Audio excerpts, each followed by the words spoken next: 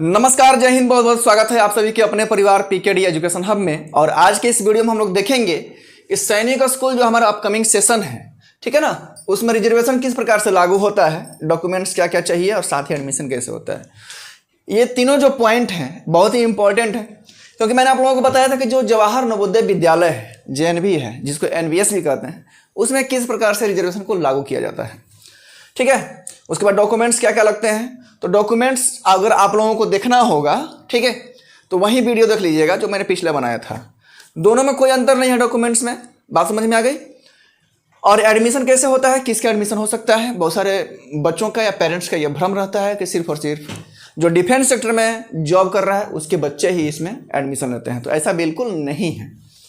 अगर ऐसा होता तो दिक्कतें थी, ठीक है ना। दिक्कतें क्यों थी, क्योंकि बहुत सारे ऐसे हमारे समाज में बच्चे रहते हैं जो मिलिट्री स्कूल में, सैनिक स्कूल में पढ़ते रहते हैं। चलिए ध्यान दीजिए।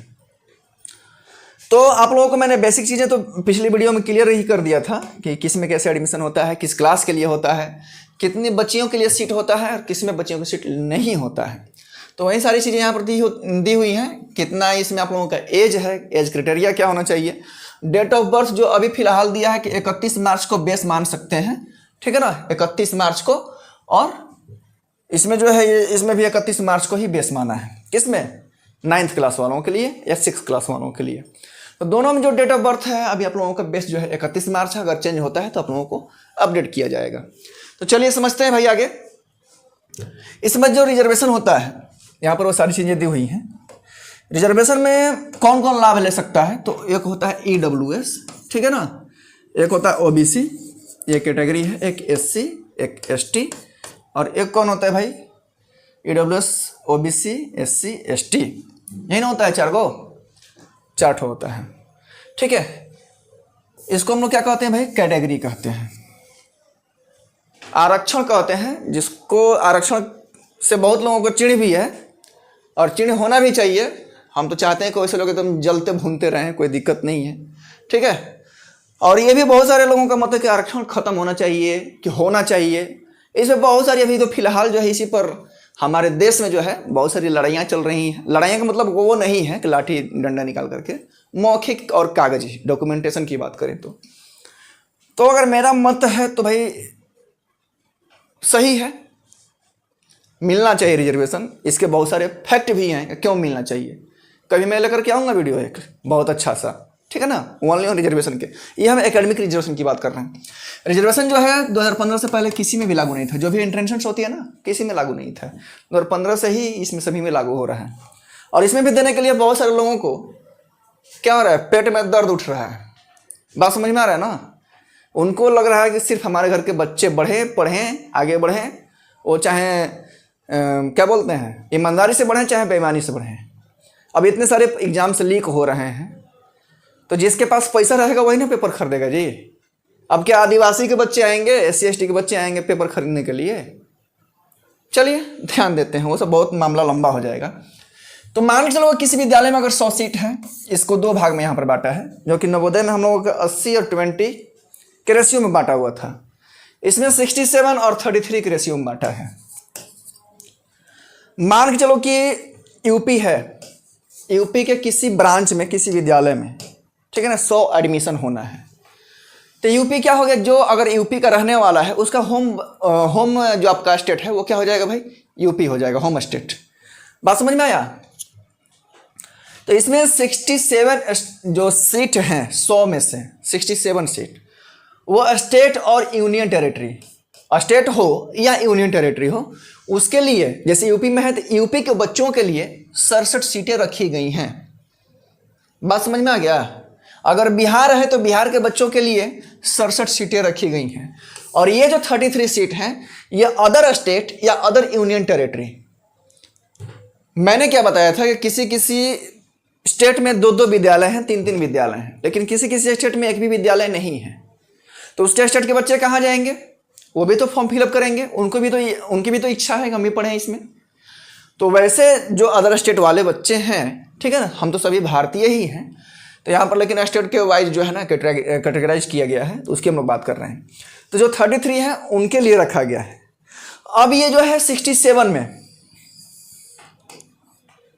जैसे जैसे ही आप लोगों का कोटा है, कैटेगरी है, वैसे वैसे सीटें आवंटित की जाएंगी उस 67 सीटों में से, और ये 33 सीटों को भी इसी प्रकार से आवंटित की जाएंगी।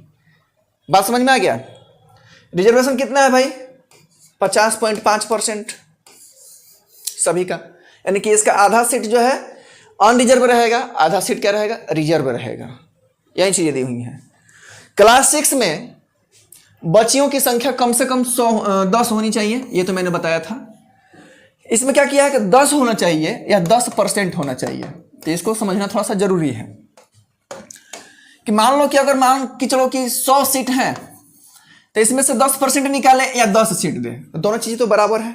आप कहेंगे कि हाँ बिल्कुल ये तो दोनों बराबर ही है, लेकिन मान चलो कि कहीं पर 50 गो सीट हैं, ठीक है, तो इसमें से 10 सीट रखाएगा कि 10% रखाएगा, ये बताओ। तो जब हम लोग इसके प्रोस्पेक्टस को पढ़ते हैं तो यहाँ पर दिया है कि 1 सीट पर category for wills be allotted in girls admission 10% of the student of the class 6 और 10 number seats whichever is higher. अगर ये मान लो कि क्लास में 50 सीटें हैं तो कम से कम 10 सीटें रखनी है या 10% रखनी है। तो 10% अगर निकाले तो इसका सीट कितना हो जाएगा? 5 ही ना होगा जी। लेकिन जो हायर रहेगा which is higher, which is maximum, तो मैक्सिमम क्या है? 10, यानी कि मान चला 10 सीट रखना ही है एनी हाउ, बच्चियों के लिए और सभी कैटेगरी के लिए।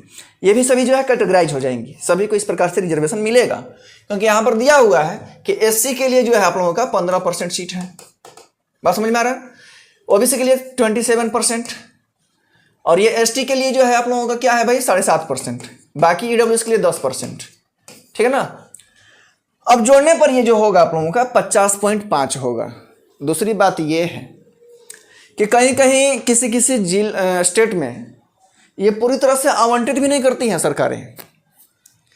इससे बढ़िया तो अंग्रेज का शासनकाल था, कम से कम हमें एहसास तो था ना कि हम गुलाम हैं, आज़ादी का चोला उड़ा करके, और इस प्रकार से ये सब नौटंकियां तो नहीं चल रही थी। बात समझ में आ गई? चलिए अब यहाँ पर एक इंपॉर्टेंट नोट दिया था जो कि मैंने आप लोगों को पिछली वीडियो में बताया था कि बताएंगे। तो इसमें देखिए जो है असम गार्ड, एक कोस्ट गार्ड और एक असम राइफल, ये दोनों क्या है भाई? पारामिलिट्री के क्या है? सब ब्रांचेस हैं। जैसे असम राइफल जिसको AR, असम में जिसकी तैनातियाँ होती हैं, और कोस्ट गार्ड जो नदी के किनारे, समुद्र के किनारे रहते नहीं है, क्या बोलते हैं उसको? एज अ डिफेंस रहते हैं। कोई डूब रहा हो तो बचाने चले गए, तटरक्षक जिसको बोलते हैं, ठीक है ना, तट की रक्षा करते हैं। अब कोई उधर से यूपी बिहार का मामला है तो कौन गंगा जी के ला करके दारू बेच रहा है तो वहाँ पर ही सब पकड़ लेगा, इसको कोस्ट गार्ड कहते हैं, ठीक है। अब ध्यान दो, अब कोई दूसरे देश से यहाँ पर माल आ रहा है, गलत तरीके से ला रहा है, स्मगलिंग कर रहा है, बस समझ में आ रहा है ना। सबसे ज़्यादा स्मगलिंग राज कौन सा है? सबसे ज़्यादा ड्रग्स वहीं पर पकड़ा जाता है, गुजरात, ठीक है ना। तो यहाँ पर करेगा कोस्ट गार्ड और असम राइफल को डिफेंस कोटा के अंतर्गत, ठीक है ना, डिफेंस कोटा। बाकी जो CRPF, SSF, आर्मी सभी जो होती हैं, एयरफोर्स, उनके बच्चों का डिफेंस का थोड़ा सा लाभ मिलता है। बात समझ में आ गया?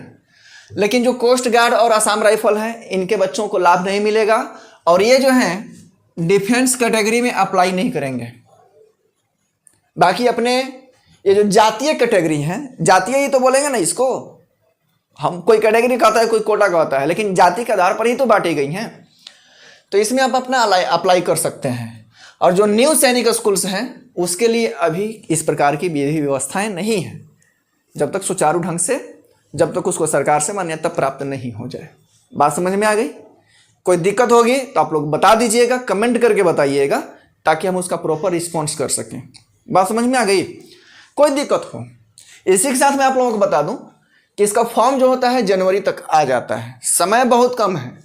यदि आप तैयारी कर रहे हैं या करना ही चाहते हैं तो इसके रिगार्डिंग जो है हमारे यहाँ क्लासेस इसकी स्टार्ट कर दी गई हैं, जो कि हमारी क्लासेस एप्लीकेशन के माध्यम से, जिसका नाम है PKD एजुकेशन हब, जो प्ले स्टोर से या कमेंट में उसका लिंक भी मिल जाएगा, वहाँ से आप लोग डाउनलोड करके एडमिशन ले सकते हैं। क्लासेस स्टार्ट हो गई हैं, ध्यान रखिएगा। किसी भी दिक्कत के लिए आप ये दोनों नंबर्स में से किसी पर भी कॉन्टेक्ट कर सकते हैं। चलिए तो फिर मिलेंगे आप लोगों से नेक्स्ट वीडियो में, तब तक के लिए जय हिंद।